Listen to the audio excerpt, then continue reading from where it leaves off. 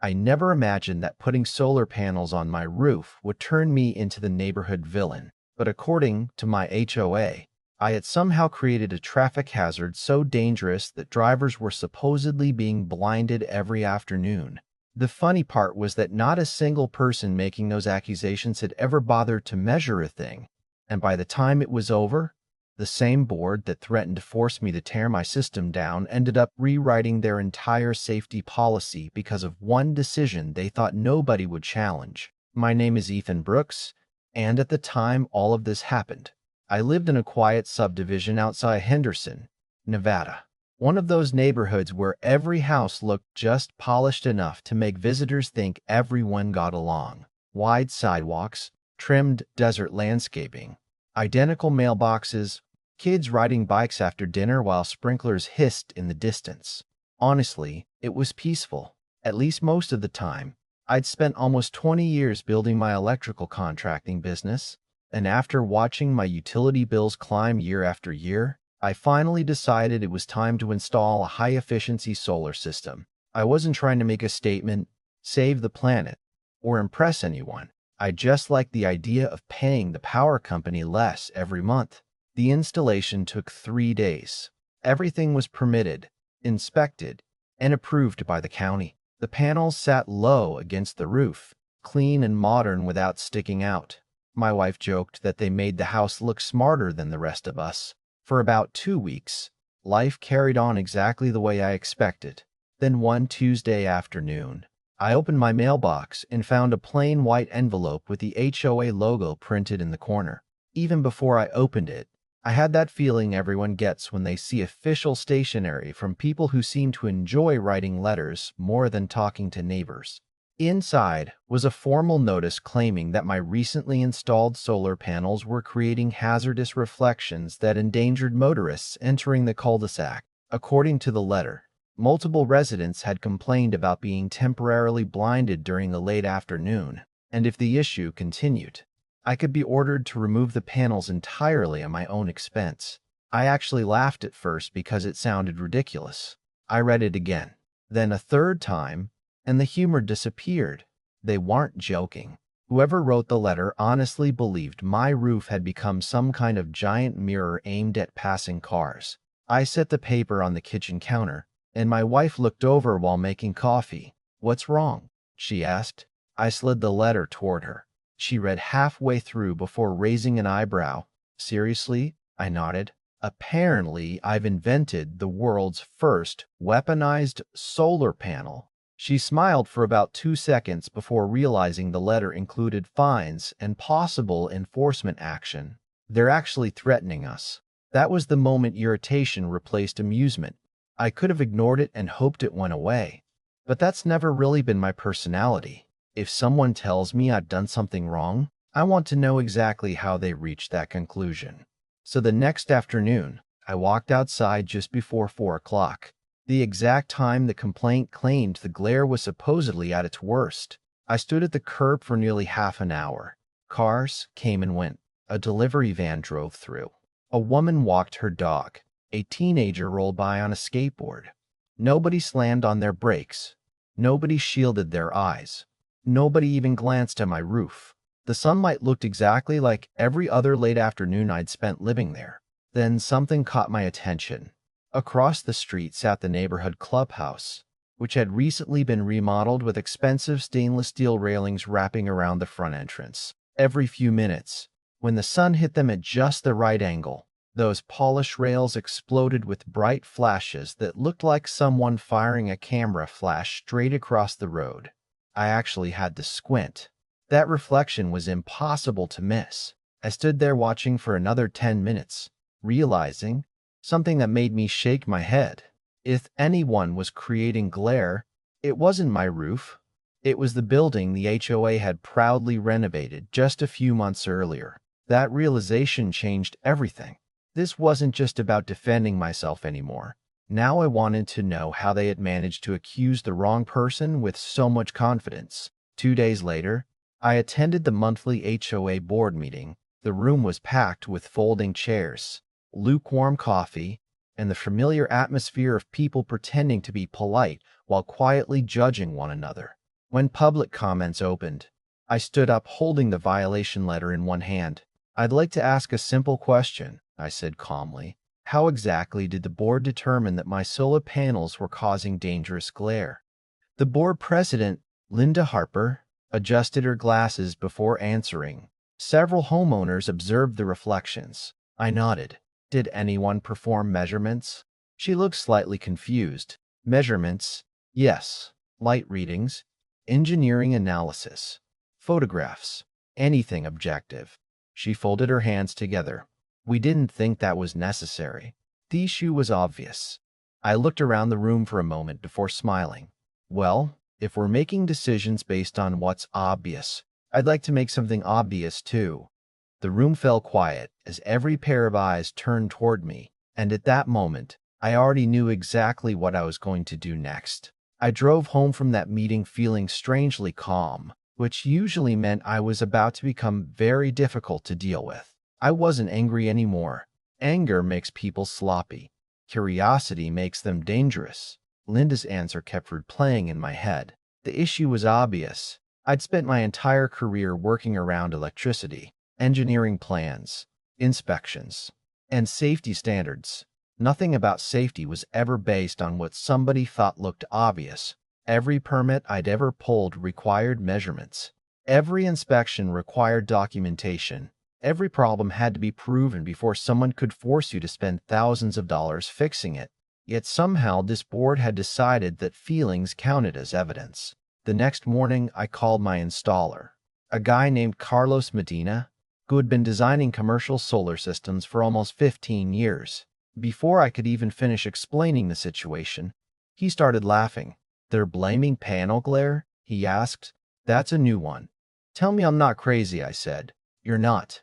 Modern panels are built to absorb sunlight, not bounce it back. That's literally how they make electricity." He paused for a second before adding, "But if you want to end this argument for good, don't argue with them. Measure it." That one sentence became the entire strategy. Carlos recommended an independent lighting engineer named Dr. Rachel Wynn, someone who specialized in roadway visibility studies. She wasn't cheap, but neither was tearing an entire solar system off a roof because someone on the HOA board had a hunch. 2 days later, she pulled into my driveway with enough equipment to make it look like NASA had arrived. Tripods, light meters, laser alignment tools, weather instruments, laptops. Neighbors slowed their cars just to watch what was happening. One older gentleman wandered over carrying his coffee mug and whispered, "You expecting aliens?" I laughed. "No, just science."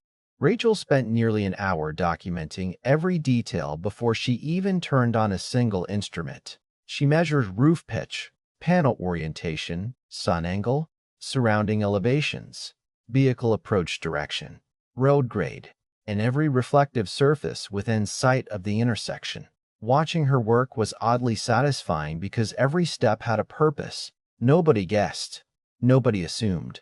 Everything had a number attached to it. Around 4 o'clock, when the HOA claimed my roof became some dangerous beacon, Rachel positioned the luminance meter where an approaching driver would naturally be looking. Carlos stood beside her recording data while I watched from the sidewalk. For almost 20 minutes, the readings barely changed. Rachel finally looked up from the display and smiled. "You're well under the federal visibility threshold." "How far under?" I asked. She turned the screen toward me. "Less than half." I let out a long breath I hadn't realized I'd been holding. Then she looked across the street toward the clubhouse. "Now let's check something interesting." We crossed the road together. She pointed the instrument toward the polished stainless steel handrails installed during the recent renovation. The instant sunlight struck the metal. The meter numbers jumped so quickly I actually thought something had malfunctioned. Rachel looked at Carlos. Carlos looked at me. Nobody said anything for about 5 seconds. Finally, she broke the silence. "Well," she said with the tiniest grin, "there's your glare." The readings coming off those railings were several times stronger than anything measured from my roof. Even standing beside them was uncomfortable, because every few seconds another flash shot directly toward the street. A UPS driver pulled up to make a delivery and instinctively lifted one hand in front of his eyes. Rachel quietly pointed at him. You couldn't stage a better demonstration if you tried. We spent another hour documenting photographs from multiple angles, collecting data, calculating reflection paths, and comparing the values. By sunset, we had enough evidence to fill an engineering report thick enough to stop a door. A week later, the official report landed in my inbox. It wasn't emotional. It wasn't dramatic. It simply explained, in painfully clear language, that my solar array reflected light upward into open sky while the clubhouse railings produced concentrated reflections directly into the line of sight of approaching drivers. Objective testing found no hazardous conditions associated with my property. I forwarded the report to the HOA along with a short email requesting that the violation be withdrawn. Their response surprised me. Instead of admitting the mistake, they scheduled a formal compliance hearing. Apparently, they still believed they could win. My attorney, David Coleman, smiled when he read the notice. Sometimes, he said, closing the folder, people become so invested in being right that they stop recognizing evidence. The hearing took place 2 weeks later inside the community meeting room. It looked almost identical to the previous board meeting, except the atmosphere had completely changed. This time, I wasn't carrying one letter. I walked in with 3 binders, enlarged photographs, engineering reports, diagrams, certified measurements, and 2 expert witnesses. Residents filled nearly every chair because word had spread that the solar panel dispute had somehow turned into the biggest HOA fight anyone could remember.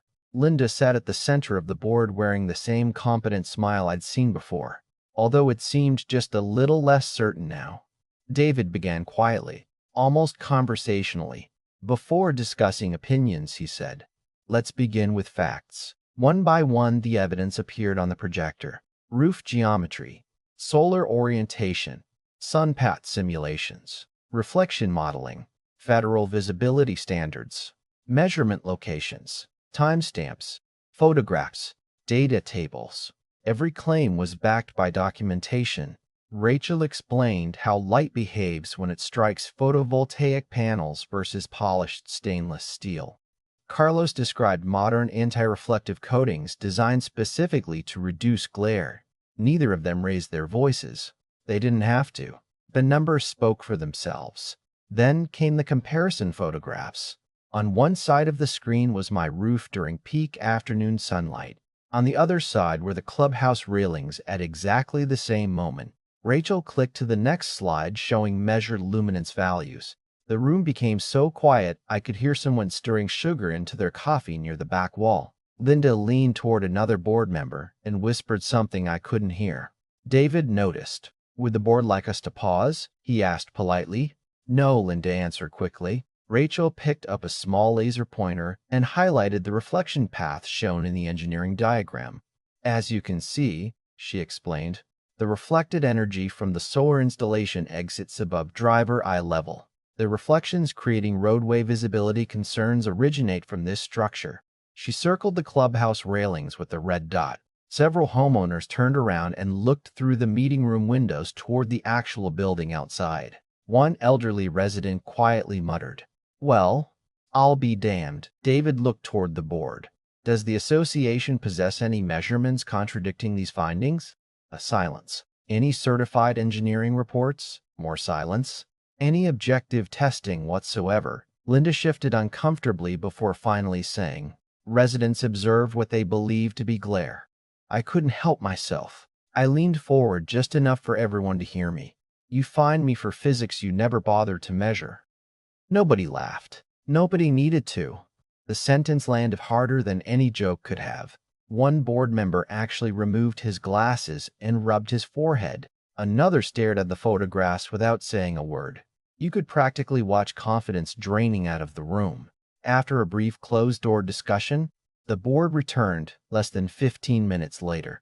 Linda no longer sounded confident. She sounded tired. After reviewing the evidence, she began carefully. The board has determined that the violation issued against Mr. Wife, Brooks, should be dismissed immediately. She paused before continuing. Furthermore, The association acknowledges that additional objective evaluation procedures should be implemented for future safety-related complaints. David glanced at me but said nothing. He knew there was more coming. Linda continued reading from the prepared statement. Going forward, any alleged traffic or safety hazard would require documented measurements or independent expert evaluation before violation notices could be issued. I almost smiled, but I kept my face completely neutral. The irony wasn't lost on anyone in the room. The policy they were announcing existed because they had tried taking shortcuts with me. Then came the final twist. Rachel quietly asked permission to address one additional issue. Linda nodded. Rachel displayed one last slide showing the certified measurements collected from the clubhouse railings. Based on these readings, she said evenly, this structure exceeds recommended roadway glare thresholds by a substantial margin. You could actually hear several people inhale at the same time. One resident slowly turned toward the windows again. Another whispered, "Those are our railings." Yes, they were. For a few seconds after Rachel finished speaking, nobody moved. It was almost surreal watching an entire room realize that the danger they'd spent weeks blaming on my house had been sitting in front of their own clubhouse the entire time. Linda slowly lowered the papers in her hands, and for the first time since this whole mess had started, she looked less like the confident president of the HOA and more like someone wondering how a simple complaint had turned into a public lesson in accountability. One of the other board members quietly asked Rachel if there was any possibility the measurements were wrong. Rachel didn't sound offended. She simply smiled and answered, "That's the nice thing about measurements. If you don't trust mine, you're welcome to hire another licensed engineer. Physics won't change." A few people in the audience chuckled, and even I had to fight back a grin. The meeting ended shortly afterward, but the story definitely didn't. About a week later, I received another envelope from the association. This one felt noticeably different before I even opened it. Inside was a formal letter withdrawing every violation, confirming that all fines had been canceled, and informing me that the HOA would reimburse every dollar I'd spent obtaining the engineering report and professional consultation. It wasn't an apology exactly. Lawyers have a funny way of avoiding words like sorry, but it was close enough that I knew someone had advised them to stop digging the hole any deeper. A month later, contractors showed up at the clubhouse. The same polished stainless steel railings the board had proudly approved during their expensive renovation were covered with protective blankets before being removed section by section. Some neighbors stood across the street watching as workers loaded the shiny metal into a truck. One older gentleman recognized me while I was walking my dog and laughed. "Looks like your roof won." I smiled and shook my head. It wasn't my roof. He looked confused. Then what was it? I thought about that question for a second before answering. Evidence. He nodded slowly, almost to himself, then kept walking. According to documents shared during the following board meeting, replacing those railings with a safer finish cost the association a little over $12,000, not including engineering consultations, legal expenses, and the reimbursement they paid me, all because someone had decided assumptions were cheaper than facts. But if I'm being honest, the money wasn't the most satisfying part. What mattered far more was what happened behind the scenes. The HOA completely rewrote its architectural enforcement policy. From that point forward, no homeowner could receive a safety violation based solely on complaints or opinions. If the board claimed something created a hazard, they now had to produce objective evidence, documented testing, or an independent professional evaluation before taking enforcement action. That single change protected every homeowner in the neighborhood, not just me. Funny enough, several months later, one of my neighbors stopped me while I was checking the mail. He had submitted plans to install a rooftop satellite antenna and expected the board to reject it. Instead, they asked for engineering documentation, reviewed it carefully, and approved the project without a fight. He smiled and said, "I guess your solar panel case changed a few things around here." I laughed. Apparently it did. Even Linda changed over time. We were never friends, but the tension eventually disappeared. One afternoon nearly a year later, we crossed paths during a community cleanup event. She hesitated for a moment before walking over. "Mr. Brooks, she began, then stopped and corrected herself. Ethan, I still think that situation got out of hand. I nodded. It did. She looked down at the ground for a second before quietly adding, we should have verified everything before sending that first letter. It wasn't a dramatic apology. There were no speeches, no handshake with triumphant music playing in the background. Just one simple sentence acknowledging what should have happened from the beginning. Oddly enough, that felt more genuine than anything else. Looking back now, people sometimes ask if I regret fighting the HOA instead of just paying the fine or making small changes to avoid the hassle. My answer is always the same. If I had given in, the next homeowner would have received the same kind of letter, based on the same kind of assumptions, from a board that believed confidence was the same thing as proof. Somebody eventually has to say, show me the evidence. That person just happened to be me. The whole experience taught me something I've carried into every part of my life since then. The loudest voice in the room isn't always the right one. Authority doesn't replace facts. Popular opinion doesn't rewrite physics. And sometimes the most powerful thing an ordinary person can do is politely ask one question nobody else bothered to ask. How do you know? It's amazing how often the room goes quiet after that. So now I'd love to hear what you think. If you were in my position, would you have fought the HOA all the way like I did? Or would you have paid the fine just to avoid months of stress and conflict? And what about the board?